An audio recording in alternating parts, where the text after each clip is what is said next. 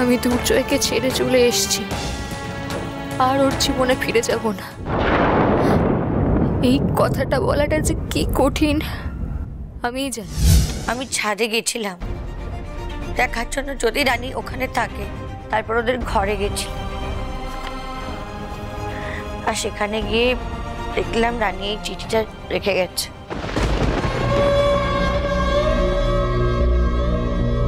ছোট বৌদির চিঠি?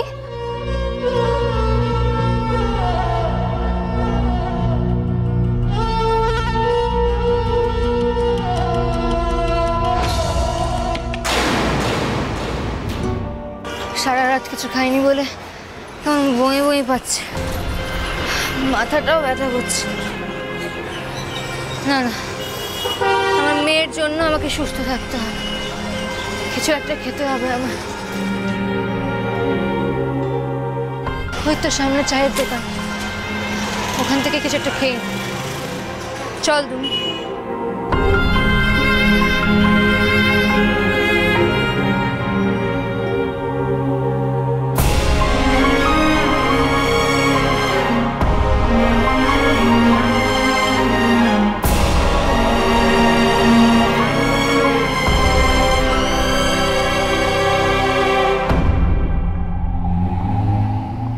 মা চা খাবে?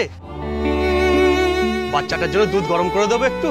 না না দাদা, ও এখনো বাইরের কিছু খায়নি। আপনি আমাকে এক কাপ চা আর দুটো বিস্কিট দেবেন প্লিজ। আচ্ছা তুমি একটু বসো, আমি দিচ্ছি।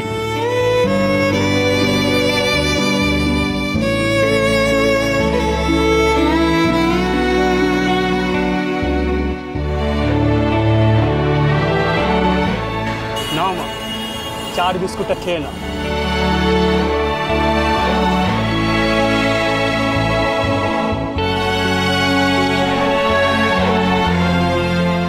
কোথায় যাব এখন?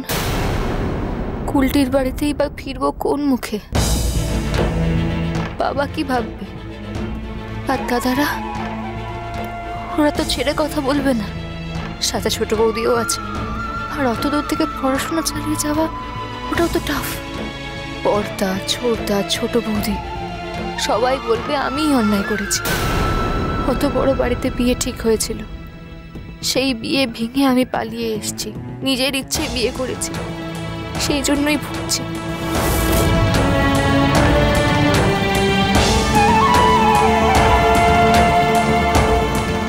আমি দুর্জয়কে ছেড়ে চলে এসেছি, আর ওর জীবনে ফিরে যাব না।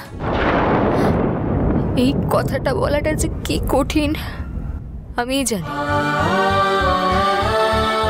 কিন্তু তবুও বাবা আর বড় বৌদিকে একবার জানাতে হবে। আর বাড়িতে এতক্ষণে সবাই নিশ্চয়ই চিঠিটা পেয়ে গেছে, কি জানি কি ভাবছে সবাই এখন। মা নিশ্চয়ই আমার উপরেই রাগ করবে।